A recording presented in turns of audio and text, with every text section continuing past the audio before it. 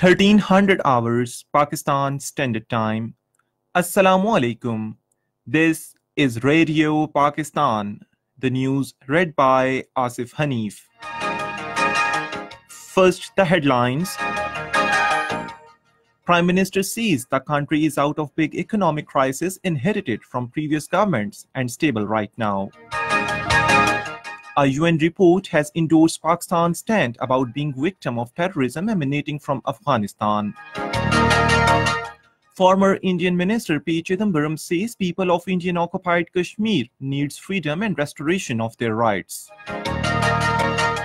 Amnesty International has termed India's Citizenship Amendment Act as clear violation of Indian Constitution and international human rights laws.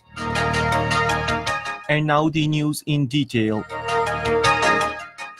Prime Minister Imran Khan says the steps taken by incumbent government to the country out of big economic crisis inherited from previous governments and the country is stable right now. In an interview with Turkey's Anadolu news agency, he said the government has curtailed the current account deficit by almost 75%. He said the rupee has stabilized, confidence in our economy is growing and our stock market has gone up. The Prime Minister said the country has witnessed a big jump in foreign investment and now it is a question of keeping it stable. Imran Khan said now the next challenge for the government is to bring down inflation and start growth in the country. He said we are also improving the governance system and ease of doing business. He said Pakistan is one of the top 10 countries which went up 28 points in ease of doing business.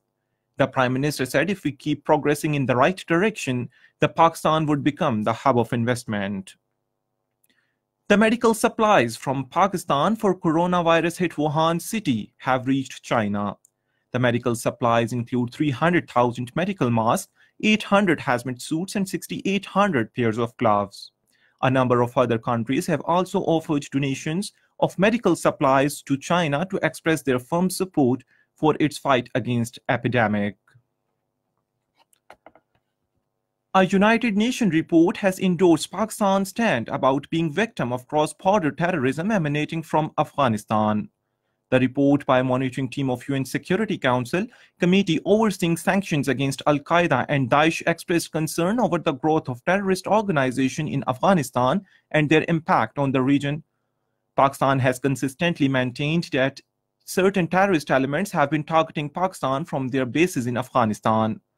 The monitoring team specifically mentioned that Tehreek-e-Taliban and Jamaat-ul-Ahrar regularly attack Pakistan border posts from their bases in Afghanistan. Diplomatic sources say the fact that there is no negative reference about Pakistan in the report is a testimony to the wide international recognition of the effective actions taken by Pakistani security forces against terrorism. Former Indian Minister P. Chidambaram says the people of occupied Jammu and Kashmir need freedom and restoration of their human rights. Talking to media persons in New Delhi, he said the BJP government move on August 5th to change the status of Kashmir is an hypocritical attempt to appease the Kashmiris under the guise of development, but it will not succeed. He said the whole world is taking note of the fact that India has denied freedom to the people of Kashmir for over 6 months. The Amnesty International has termed India's Citizenship Amendment Act as a clear violation of Indian Constitution and international human rights laws. At a hearing on ending global religious persecution by U.S. House of Representatives in Washington, the World Rights Group said the controversial citizenship law legitimizes discrimination on the basis of religion. It also warned that India is becoming a dangerous place for peaceful protesters and remarks by ruling BJP against demonstrators are hateful. In the United States, 2 persons have been killed and 2 others seriously injured in shooting incident after a funeral at a church in Florida.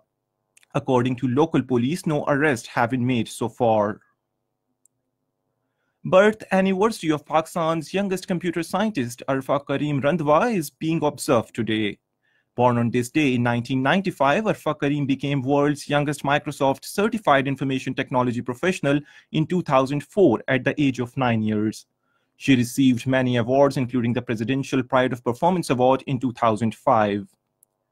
And that is the end of this news bulletin. For more news and analysis, log on to our website, radio.gov.pk. And also watch live video streaming of our news bulletins on the link facebook.com/Radio Pakistan News Official.